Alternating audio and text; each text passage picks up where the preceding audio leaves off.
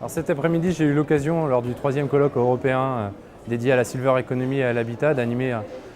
plusieurs tables rondes dédiées à l'innovation et à la robotique. Et on a parlé donc des usages, de ce que pouvait être demain la robotique pour pallier des déficiences, des problèmes que vivent des personnes âgées, malades ou autonomes,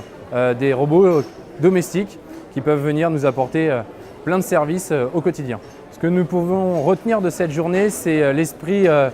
collaboratif qui règne. On voit qu'il y a des sociétés de co-investissement, il y a des sociétés qui sont en train de faire du co-branding, donc de vendre des produits entre elles ou de tout simplement les vendre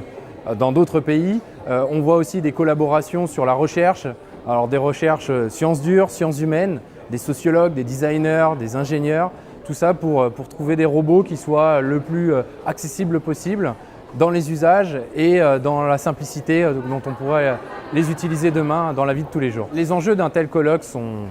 de plusieurs ordres, mais le premier, c'est de rassembler toutes les forces qu'il y a sur le territoire, leur montrer ce qui existe aussi ailleurs, parce qu'on est toujours plus intelligent quand on regarde aussi ce qui se passe ailleurs, voir ce qu'on peut reproduire, dupliquer,